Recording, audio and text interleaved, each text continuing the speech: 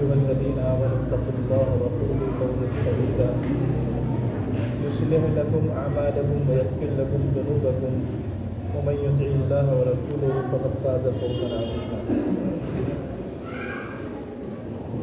صدق الله العظيم. اللهم صل على سيدنا محمد وعلى آل سيدنا محمد وبارك وسلم. اللهم صل على سيدنا محمد وعلى آل سيدنا محمد وبارك وسلم. اللهم صل على محمد وعلى آل سيدنا محمد وبارك وسلم. حضرات گرامی، میرے نہایت واجب الاحترام بزرگوں، نوجوان دوستوں اور معزز سامعین کرام،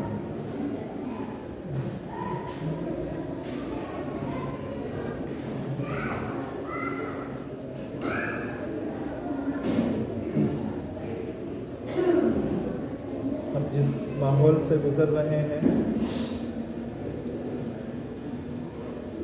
آج وہ شادی بیاہ کا ماحول ہے. ہر محلے اور علاقوں کے اندر نکاح کے پروگرام منعقد ہو رہے ہیں. دراصل یہ وہ سنت ہے جو تمام انبیاء کرام علیہ الصلوۃ والتسلیم کی سنت ہے، اور اسی سنت کے اوپر عمل کرتے ہوئے ہم نکاح اور شادی بیاہ کو کرتے ہیں. اس سلسلے میں چند باتیں آپ حضرات کے سامنے کروں گا. سلسلہ وار سب سے پہلے شروعات میں بیچ سے کرتا ہوں، یعنی نکاح کے لیے لڑکی اور لڑکا دونوں طرف سے رضامندی کے بعد جب مجلس عقد منعقد ہوتی ہے، اس وقت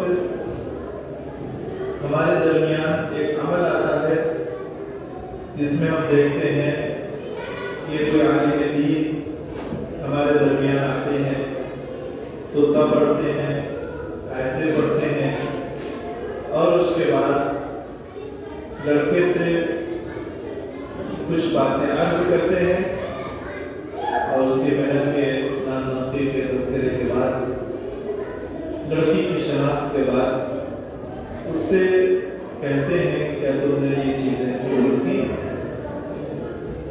وہ کہتا ہے قبول.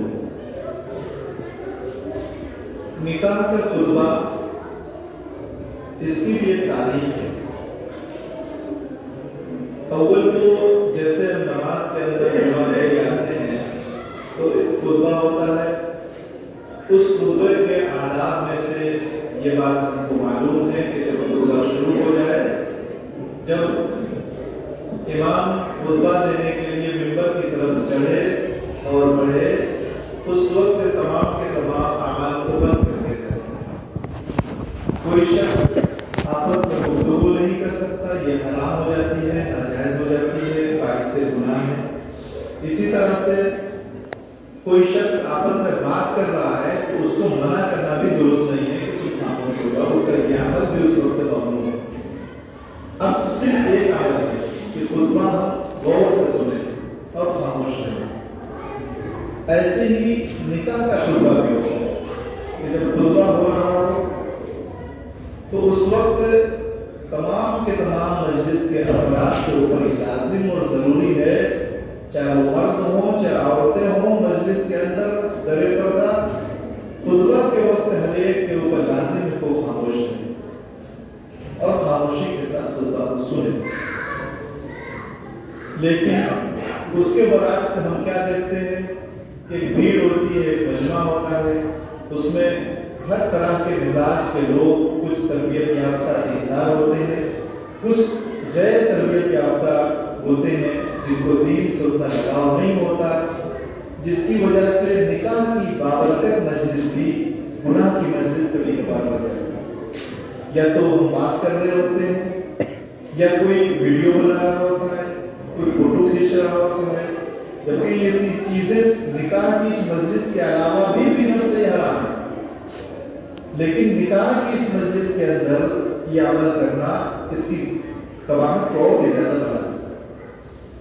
تو نکاح کے لیے جو خطبہ ہوتا ہے اس کی کتنی اہمیت ہے، اس سے آپ اندازہ لگا سکتے ہیں۔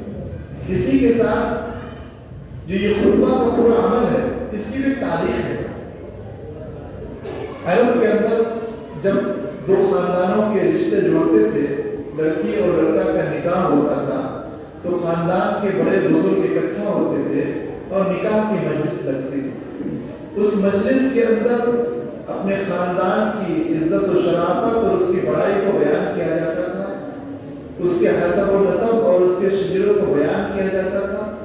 یہ فلاں قبیلے اور فلاں خاندان کے ان کی یہ خوبیاں اور یہ کارنامے ہیں، اس طرح کی تذکرے ان کی نکاح کی مجلسوں میں ہوتے تھے۔ لیکن رسول اللہ صلی اللہ علیہ وسلم نے جہاں بہت سی چیزوں کی اصلاح فرمائی، وہاں اس لائن سے بھی اصلاح فرمائی۔ اس مجلس کو، نکاح کی اس مجلس کو اس کے دوسرا حقوق دے دیا۔